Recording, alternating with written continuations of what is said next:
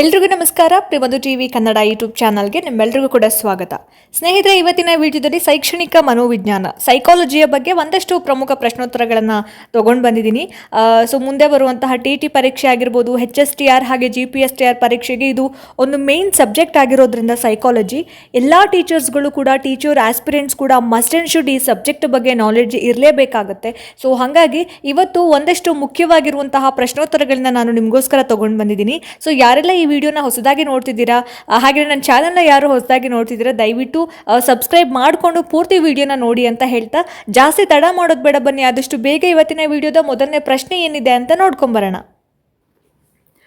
ಸ್ನೇಹಿತರೆ, ಮೊದಲನೇ ಪ್ರಶ್ನೆ ಈ ರೀತಿ ಇದೆ: ಈ ಕೆಳಗಿನ ಯಾವ ಪದ್ಧತಿಯು ಸಂಪೂರ್ಣವಾಗಿ ಸ್ವಲ್ಪವನ್ನು ಅಭ್ಯಸಿಸದೆ ಸ್ವಲ್ಪಕ್ಕಾಗಿ ಎಲ್ಲವನ್ನು ಅಭ್ಯಸಿಸುತ್ತದೆ? ಪ್ರಶ್ನೆ ಇನ್ನೊಂದ್ಸಲ ನೋಡಿ. ಯಾವ ಪದ್ಧತಿ ಸಂಪೂರ್ಣಕ್ಕಾಗಿ ಸ್ವಲ್ಪವನ್ನು ಅಭ್ಯಸಿಸದೆ ಸ್ವಲ್ಪಕ್ಕಾಗಿ ಎಲ್ಲವನ್ನು ಅಭ್ಯಸಿಸುತ್ತದೆ ಅನ್ನೋದು ಒಂದು ಪ್ರಶ್ನೆ ಆಗಿರುತ್ತೆ. ಸೊ ನೋಡಿ, ಅಂತರಾವಲೋಕನ, ಪ್ರಾಯೋಗಿಕ ವಿಧಾನ, ಸಹಭಾಗಿ ಅವಲೋಕನ, ವ್ಯಕ್ತಿ ಅಧ್ಯಯನ.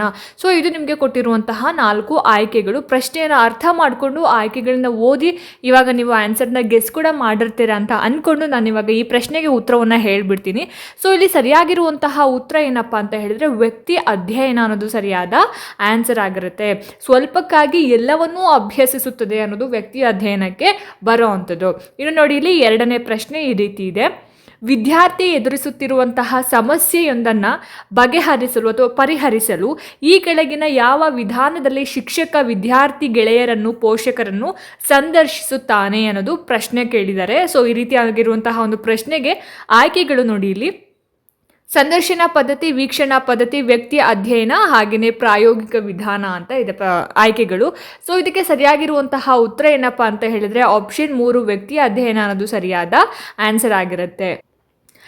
ಮೂರನೇ ಪ್ರಶ್ನೆ ನೋಡಿ ಇಲ್ಲಿ: ಈ ಕೆಳಗಿನ ಯಾವ ಪಂಥವು ಮನೋವೈಕಲ್ಯಗಳನ್ನು ಕುರಿತಾಗಿ ಅಭ್ಯಾಸ ಮಾಡುತ್ತೆ ಅಂತ? ಯಾವ ಪಂಥ ಅಂದರೆ ಯಾವ ಗುಂಪು ಮನೋವೈಕಲ್ಯಗಳನ್ನು ಅಭ್ಯಾಸ ಮಾಡುವಂತಹ ಒಂದು ಪಂಥ ಆಗಿರುತ್ತೆ ಅಂತ? ಸಲಹಾ ಮನೋವಿಜ್ಞಾನ, ಶೈಕ್ಷಣಿಕ ಮನೋವಿಜ್ಞಾನ, ಮನೋವಿಶ್ಲೇಷಣೆ, ಅಪಸಾಮಾನ್ಯ ಮನೋವಿಜ್ಞಾನ ಅಂತ ಇದೆ. ಸೊ ಸರಿಯಾಗಿರುವಂತಹ ಉತ್ತರ ಏನಪ್ಪ ಅಂತ ಹೇಳಿದ್ರೆ ಆಪ್ಷನ್ 3 ಮನೋವಿಶ್ಲೇಷಣೆ ಅನ್ನೋದು ಸರಿಯಾದಂತಹ ಆನ್ಸರ್ ಆಗಿರುತ್ತೆ. ಮುಂದಿನ ಪ್ರಶ್ನೆ, 4ನೇ ಪ್ರಶ್ನೆ: ಒಂದು ಮನೋವೈಜ್ಞಾನಿಕ ಪ್ರಯೋಗವನ್ನು ಕೈಗೊಳ್ಳಬೇಕಾದ್ರೆ ಅತ್ಯಂತ ಮುಖ್ಯವಾದ ಪ್ರಥಮ ಹಂತ ಯಾವುದು? ಒಂದು ಮನೋವೈಜ್ಞಾನಿಕ ಪ್ರಯೋಗವನ್ನು ನಾವು ಮಾಡಬೇಕು ಅಂತ ಹೇಳಿದ್ರೆ ಅಲ್ಲಿ ಪ್ರಮುಖವಾಗಿರುವಂತಹ ಒಂದು ಸ್ಟೆಪ್ ಯಾವುದು ಅಥವಾ ಒಂದು ಹಂತ ಯಾವುದು ಅಂತ ಪ್ರಶ್ನೆ ಕೇಳಿದ್ದಾರೆ. ನೋಡಿ, ಇಲ್ಲಿ 4 ಆಯ್ಕೆಗಳು ಈ ರೀತಿ ಇದೆ. ನೀವು ಆಯ್ಕೆಗಳನ್ನು ಓದಿದ್ದೀರಾ ಅಂತ ಅಂದ್ಕೊಂಡು ಸೊ ಇವಾಗ ನೀವು ಆಯ್ಕೆಗಳಲ್ಲಿ ಸರಿಯಾಗಿರುವಂತಹ ಉತ್ತರವನ್ನು ಕೂಡ ನೀವು ಗೆಸ್ ಮಾಡಿದ್ದೀರಾ ಅಲ್ವಾ? ಸರಿಯಾಗಿರುವಂತಹ ಉತ್ತರ ಏನು ಅಂತ ಹೇಳಿದ್ರೆ ಆಪ್ಷನ್ 2 ಊಹೆಗಳ ನಿರ್ಮಾಣ. ನಾವು ಗೆಸ್ ಮಾಡೋದಿದೆಯಲ್ಲ ಅದು ಪ್ರಮುಖ ಅಥವಾ ಪ್ರಥಮ ಹಂತ ಆಗುತ್ತೆ. ಸೊ ಹಾಗಾಗಿ ಆಪ್ಷನ್ 2 ಸರಿಯಾಗಿರುವಂತಹ ಉತ್ತರ ಆಗುತ್ತೆ. ಮುಂದಿನ ಪ್ರಶ್ನೆ, 5ನೇ ಪ್ರಶ್ನೆ: ಯಾವ ವಿಧಾನದಲ್ಲಿ ಹಲವಾರು ಮೂಲಗಳಿಂದ ಮಾಹಿತಿಯನ್ನು ಸಂಗ್ರಹಿಸಿ ಮತ್ತು ಅದನ್ನು ವಿಶ್ಲೇಷಿಸುವುದರಿಂದ ವ್ಯಕ್ತಿಯ ಸಮಸ್ಯೆಗಳನ್ನು ಅರಿತು ಅವುಗಳಿಗೆ ಪರಿಹಾರ ಕಂಡುಹಿಡಿಯಲಾಗುವುದು? ಅಂತಹ ವಿಧಾನಕ್ಕೆ ಹೀಗೆನ್ನುತ್ತಾರೆ ಅಂತ ಪ್ರಶ್ನೆ ಕೇಳಿದ್ದಾರೆ. ಸೊ ಪ್ರಶ್ನೆನ ನೀವು ಅರ್ಥ ಮಾಡ್ಕೊಂಡಿದ್ದೀರಾ, ಆಯ್ಕೆಗಳನ್ನು ನೀವು ನೋಡ್ತಾ ಇದ್ದೀರಾ, ಆಯ್ಕೆಗಳಲ್ಲಿ ಸರಿಯಾಗಿರುವಂತಹ ಉತ್ತರವನ್ನು ಕೂಡ ನೀವು ಆರಿಸಿದ್ದೀರಾ ಅಂತ ಇವಾಗ ಅಂದ್ಕೊಂಡು ನಾನು ಈ ಒಂದು ಪ್ರಶ್ನೆಗೆ ಸರಿಯಾಗಿರುವಂತಹ ಉತ್ತರವನ್ನು ಹೇಳ್ತೀನಿ. ಆಪ್ಷನ್ 3 ವ್ಯಕ್ತಿ ಅಧ್ಯಯನ ಅನ್ನೋದು ಸರಿಯಾದಂತಹ ಆನ್ಸರ್ ಆಗಿರುತ್ತೆ. ಮುಂದಿನ ಪ್ರಶ್ನೆ ನೋಡಿ, ಇಲ್ಲಿ 6ನೇ ಪ್ರಶ್ನೆ: ಸಿಗ್ಮಂಡ್ ಫ್ರಾಯ್ಡ್ ರವರ ಪ್ರಕಾರ ಮನುಷ್ಯನ ವರ್ತನೆಯಲ್ಲಿ ಈ ಕೆಳಗಿನ ಯಾವುದು ಪ್ರಮುಖ ಪಾತ್ರ ವಹಿಸುತ್ತದೆ ಅಂತ ಕೇಳಿದ್ದಾರೆ. ಸಿಗ್ಮಂಡ್ ಫ್ರಾಯ್ಡ್ ರವರ ಪ್ರಕಾರ ಮನುಷ್ಯನ ಒಂದು ಬಿಹೇವಿಯರ್ನಲ್ಲಿ ಯಾವ ಅಂಶ ಪ್ರಮುಖವಾಗಿರುವಂತಹ ಒಂದು ಪಾತ್ರವನ್ನು ವಹಿಸುತ್ತೆ ಅನ್ನೋದು ಪ್ರಶ್ನೆ ಕೇಳಿದ್ದಾರೆ. ನೋಡಿ, ಇಲ್ಲಿ ಆತನ ಐತಿಹಾಸಿಕ ಹಿನ್ನೆಲೆ ಆಗಿರಬಹುದು, ಪ್ರಜ್ಞಾವಸ್ಥೆ ಆಗಿರ್ಬೋದು, ಸಾಮಾಜಿಕ ಹಿನ್ನೆಲೆ ಮತ್ತು ಲೈಂಗಿಕತೆ. ಸೊ ಇದರಲ್ಲಿ ಸರಿಯಾಗಿರುವಂತಹ ಉತ್ತರ ಏನಾಗಿರ್ಬೋದು ಹಾಗಾದ್ರೆ ಆಪ್ಷನ್ 4 ಲೈಂಗಿಕತೆ ಅನ್ನೋದು ಸರಿಯಾದಂತಹ ಆನ್ಸರ್ ಆಗಿರುತ್ತೆ. ಮುಂದಿನ ಪ್ರಶ್ನೆ, 7ನೇ ಪ್ರಶ್ನೆ: ಪ್ರಾಯೋಗಿಕ ವಿಧಾನದ ಇತಿಮಿತಿ ಈ ಕೆಳಗಿನವುಗಳಲ್ಲಿ ಯಾವುದು ಅಂತ ಕೇಳಿದ್ದಾರೆ. 7ನೇ ಪ್ರಶ್ನೆ, ಪ್ರಾಯೋಗಿಕ ವಿಧಾನದ ಇತಿಮಿತಿ ಈ ಕೆಳಗಿನವುಗಳಲ್ಲಿ ಯಾವುದು ಅನ್ನೋದು ಪ್ರಶ್ನೆ. ಸೊ ನೋಡಿ, ಇಲ್ಲಿ 4 ಆಯ್ಕೆಗಳನ್ನು ಕೊಟ್ಟಿದ್ದಾರೆ. 4 ಆಯ್ಕೆಗಳಲ್ಲಿ ಸರಿಯಾದಂತಹ ಉತ್ತರ ಏನಪ್ಪ ಅಂತ ಹೇಳಿದೆ ಫಲಿತಾಂಶಗಳು ಕೃತಕ ಸನ್ನಿವೇಶದಲ್ಲಿ ಲಭ್ಯವಾಗುವಿಕೆ ಅನ್ನೋದು ಸರಿಯಾದ ಆನ್ಸರ್ ಆಗಿರುತ್ತೆ. ಮುಂದಿನ ಪ್ರಶ್ನೆ 8ನೇ ಪ್ರಶ್ನೆ, ಒಬ್ಬ ಯಶಸ್ವಿ ಶಿಕ್ಷಕನಿಗೆ ಮುಖ್ಯವಾಗಿ ಯಾವುದರ ಜ್ಞಾನವಿರಬೇಕು ಅಂತ ಕೇಳಿದ್ದಾರೆ. ಸೊ ಯಶಸ್ವಿ ಶಿಕ್ಷಕರಿಗೆ ಅದ್ರ ಜೊತೆಗೆ ಎಲ್ಲ ಶಿಕ್ಷಕರಿಗೂ ಕೂಡ ಮೇಯ್ನ್ ಆಗಿ ಇರಬೇಕಾಗಿರುವಂತಹ ಒಂದು ನಾಲೆಡ್ಜ್ ಯಾವುದು ಅನ್ನೋದು ಪ್ರಶ್ನೆ. ನೋಡಿ ಇಲ್ಲಿ ಸೊ ತಂತ್ರಜ್ಞಾನ ಆಗಿರ್ಬೋದು, ಬೋಧನಾ ಪದ್ಧತಿಯ ಜ್ಞಾನ ಆಗಿರ್ಬೋದು, ವೃತ್ತಿ ಸಂಹಿತೆಯ ಜ್ಞಾನ ಆಗಿರ್ಬೋದು, ವರ್ತನಾಶಾಸ್ತ್ರದ ಜ್ಞಾನ ಅಂತ ಇದೆ. 8ನೇ ಪ್ರಶ್ನೆಗೆ 4 ಆಯ್ಕೆಗಳು ಈ ರೀತಿ ಇದೆ. ಯಾವುದಾಗಿರ್ಬೋದು ಹಾಗಾದ್ರೆ ಆನ್ಸರು? ಆಪ್ಷನ್ 4 ವರ್ತನಾಶಾಸ್ತ್ರದ ಜ್ಞಾನ. ಒಬ್ಬ ಶಿಕ್ಷಕನಾಗಿ ಯಾವ ರೀತಿಯಾಗಿ ನಾವು ವರ್ತನೆ ಮಾಡಬೇಕು ಅನ್ನೋದ್ರ ಬಗ್ಗೆ ನಮಗೆ ಸ್ವಲ್ಪನಾದರೂ ಬೇಸಿಕ್ ನಾಲೆಡ್ಜ್ ಇರಬೇಕಾಗತ್ತೆ. ಹಾಗಾಗಿ ವರ್ತನಾಶಾಸ್ತ್ರದ ಜ್ಞಾನ ಒಬ್ಬ ಶಿಕ್ಷಕನಿಗೆ ಮುಖ್ಯವಾಗಿ ಇರಬೇಕಾಗತ್ತೆ ಅನ್ನೋದು. ಇನ್ನು ಮುಂದಿನ ಪ್ರಶ್ನೆ ನೋಡಿ ಇಲ್ಲಿ 9ನೇ ಪ್ರಶ್ನೆ, ಅಂತರಾವಲೋಕನ ಪದ್ಧತಿಯನ್ನ ತೀವ್ರವಾಗಿ ವಿರೋಧಿಸಿದವರು ಯಾರು ಅಂತ ಕೇಳಿದ್ದಾರೆ. ಯಾವ ಒಬ್ಬ ಮನೋವಿಜ್ಞಾನಿ ಅಥವಾ ಯಾವ ವ್ಯಕ್ತಿ ಅಂತರಾವಲೋಕನ ಪದ್ಧತಿಯನ್ನು ತೀವ್ರವಾಗಿ ಖಂಡನೆ ಮಾಡ್ತಾರೆ ಅಥವಾ ವಿರೋಧ ಮಾಡ್ತಾರೆ ಅಂತ ಹೇಳಿ. ಸೊ ಆಪ್ಷನ್ 1, 2, 3, 4 ಆಯ್ಕೆಗಳಲ್ಲಿ 2ನೇ ಆಯ್ಕೆ ನೋಡಿಲಿ, JB ವ್ಯಾಟ್ಸನ್ ಅವರು ಏನಿದ್ದಾರೆ ಈ ಒಂದು ಅಂತರಾವಲೋಕನ ಪದ್ಧತಿಯನ್ನು ಕಂಪ್ಲೀಟಾಗಿ ಅವ್ರು ಏನು ಮಾಡ್ತಾರೆ, ಅಪೋಸ್ ಮಾಡ್ತಾರೆ. ಸೊ ಹಾಗಾಗಿ JB ವ್ಯಾಟ್ಸನ್ ಅನ್ನೋದು ಸರಿಯಾದ ಆನ್ಸರ್ ಆಗಿರುತ್ತೆ. ಇನ್ನು 10ನೇ ಪ್ರಶ್ನೆ, ಜಾನ್ ಡುಯಿ ಈ ಕೆಳಗಿನ ಯಾವ ಪಂಥಕ್ಕೆ ಸೇರಿದ ಮನೋವಿಜ್ಞಾನಿಯಾಗಿದ್ದಾರೆ ಅಂತ ಕೇಳಿದ್ರು. ಯಾವ ಪಂಥಕ್ಕೆ ಸೇರಿದ್ದಾರೆ ಜಾನ್ ಡುಯಿ ಅವರು ಅಂತ?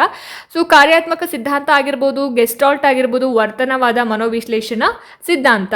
ಸೊ ಇದಕ್ಕೆ ಸರಿಯಾಗಿರುವಂತಹ ಆನ್ಸರ್ ಏನು ಹಾಗಾದರೆ? 10ನೇ ಪ್ರಶ್ನೆಗೆ ಜಾನ್ ಡುಯಿ ಅವರು ಕಾರ್ಯಾತ್ಮಕ ಸಿದ್ಧಾಂತ ಪಂಥಕ್ಕೆ ಸೇರಿದಂತಹ ಒಬ್ಬ ವಿಜ್ಞಾನಿ ಆಗಿರೋವಂಥದ್ದು. ಮುಂದಿನ ಪ್ರಶ್ನೆ ನೋಡಿ, 11ನೇ ಪ್ರಶ್ನೆ, ಶೈಕ್ಷಣಿಕ ಮನೋವಿಜ್ಞಾನದ ಮೂಲ ಉದ್ದೇಶ ಇದಾಗಿದೆ. ಶೈಕ್ಷಣಿಕ ಮನೋವಿಜ್ಞಾನದ ಉದ್ದೇಶ ಏನು, ಮೂಲ ಉದ್ದೇಶ ಏನಾಗಿರುತ್ತೆ ಅನ್ನೋದು ಪ್ರಶ್ನೆ.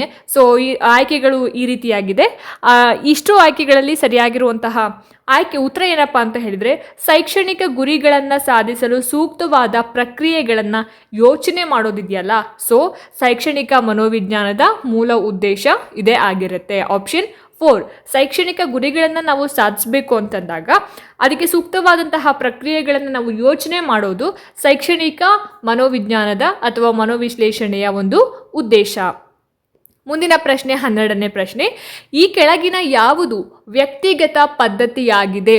ಯಾವುದು ವ್ಯಕ್ತಿಗತ ಪದ್ಧತಿಯಾಗಿದೆ ಅಂತ ಕೇಳಿದ್ದಾರೆ. ಅವಲೋಕನ, ಅಂತರಾವಲೋಕನ, ಪ್ರಾಯೋಗಿಕ ವಿಧಾನ, ಪ್ರಕ್ಷೇಪಣ ವಿಧಾನ ಅಂತ ಕೇಳಿದ್ದಾರೆ. ಸೊ ಎಷ್ಟನೇ ಪ್ರಶ್ನೆ ಇದು? 12ನೇ ಪ್ರಶ್ನೆ. 12ನೇ ಪ್ರಶ್ನೆಗೆ ಸರಿಯಾಗಿರುವಂತಹ ಒಂದು ಉತ್ತರ ಏನಪ್ಪ ಅಂತ ಹೇಳಿದ್ರೆ, ವ್ಯಕ್ತಿಗತ ಪದ್ಧತಿ ಅಂತ ಬಂದಾಗ ಅಂತರಾವಲೋಕನ ಅನ್ನೋದು ಸರಿಯಾಗಿರುವಂತಹ ಆನ್ಸರ್ ಆಗಿರುತ್ತೆ. ಅಂತರಾವಲೋಕನ ವ್ಯಕ್ತಿಗತ ಪದ್ಧತಿ ಆಗಿರುವಂಥದ್ದು. ಮುಂದಿನ ಒಂದು ಪ್ರಶ್ನೆ 13ನೇ ಪ್ರಶ್ನೆ, ವ್ಯಕ್ತಿಯ ಪೂರ್ವಪರ ವಿಚಾರಗಳನ್ನು ತಿಳಿದುಕೊಳ್ಳೋದಕ್ಕೆ ಈ ಪದ್ಧತಿ ಸೂಕ್ತವಾಗಿದೆ. ಒಬ್ಬ ವ್ಯಕ್ತಿಯ ಹಿಂದೆ ಮುಂದೆ ಏನು, ಅವನ ಒಂದು ನಡವಳಿಕೆ ಏನು, ಆತ ಏನು ಕೆಲಸ ಮಾಡ್ತಿದ್ದಾನೆ, ಏನು ಆ ವ್ಯಕ್ತಿಯ ಬಗ್ಗೆ ಸಂಪೂರ್ಣವಾಗಿ ತಿಳ್ಕೊಳ್ಳುವಂತಹ ಒಂದು ಪದ್ಧತಿ ಯಾವ ಪದ್ಧತಿ ಅಂತೇಳಿ ಕೇಳಿದ್ದಾರೆ. ವ್ಯಕ್ತಿ ಅಧ್ಯಯನ ಪದ್ಧತಿ, ಚಿಕಿತ್ಸಾ ಪದ್ಧತಿ, ಪ್ರಾಯೋಗಿಕ ಪದ್ಧತಿ, ಅವಲೋಕನ ವಿಧಾನ. ಸೊ ಆನ್ಸರ್ ಏನು ನೀವು ಆಲ್ರೆಡಿ ಗೆಸ್ ಮಾಡಿರ್ತೀರಾ. ಆಪ್ಷನ್ 1 ವ್ಯಕ್ತಿ ಅಧ್ಯಯನ ಪದ್ಧತಿ. ಒಬ್ಬ ವ್ಯಕ್ತಿಯ ಪೂರ್ವಪರ ವಿಚಾರಗಳನ್ನ ತಿಳ್ಕೊಳ್ಳೋದಕ್ಕೆ ನಾವು ವ್ಯಕ್ತಿ ಅಧ್ಯಯನ ಪದ್ಧತಿ ಅಂತ ಹೇಳಿ ಕರಿತೀವಿ. 14ನೇ ಪ್ರಶ್ನೆ ನೋಡಿ, ಪ್ರಾಯೋಗಿಕ ವಿಧಾನವನ್ನು ಯಾವ ಪಂಥದವರು ಪ್ರತಿಪಾದಿಸಿದ್ದಾರೆ ಅಂತ ಪ್ರಶ್ನೆ ಕೇಳಿದ್ದಾರೆ. ಸೊ ಪ್ರಾಯೋಗಿಕ ವಿಧಾನವನ್ನು ಯಾವ ಪಂಥದವರು ಪ್ರತಿಪಾದನೆ ಮಾಡಿದ್ದಾರೆ ಅಂತಂದರೆ ನೋಡಿ ಇಲ್ಲಿ 4 ಆಯ್ಕೆಗಳು ಕಾಣಿಸ್ತಾ ಇದೆ ಅಲ್ವಾ. ಸೊ ಯಾವುದಿರ್ಬೋದು ಹಾಗಾದರೆ ಸರಿಯಾದ ಉತ್ತರ? ಆಪ್ಷನ್ 3 ಸಂರಚನಾ ಪಂಥ ಅನ್ನುವಂತಹ ಪಂಥ ಏನಿದೆ ಪ್ರಾಯೋಗಿಕ ವಿಧಾನವನ್ನು ಪ್ರತಿಪಾದನೆ ಮಾಡಿರೋವಂಥದ್ದು. ಸೊ 15ನೇ ಪ್ರಶ್ನೆ, ಈ ಒಂದು ವಿಡಿಯೋದ ಕೊನೆಯ ಪ್ರಶ್ನೆ ನೋಡಿ, ಅರಿಸ್ಟಾಟಲ್ನು ಮನೋವಿಜ್ಞಾನವನ್ನು ಅಭ್ಯಾಸ ಮಾಡಿದ್ದು ಈ ಕೆಳಗಿನ ಶಾಸ್ತ್ರದಲ್ಲಿ. ಯಾವ ಶಾಸ್ತ್ರದಲ್ಲಿ ಅರಿಸ್ಟಾಟಲ್ ಮನೋವಿಜ್ಞಾನದ ಬಗ್ಗೆ ಅಥವಾ ಮನೋವಿಜ್ಞಾನವನ್ನು ಅಭ್ಯಾಸ ಮಾಡಿದ್ದಾರೆ ಅಂತ ಪ್ರಶ್ನೆ.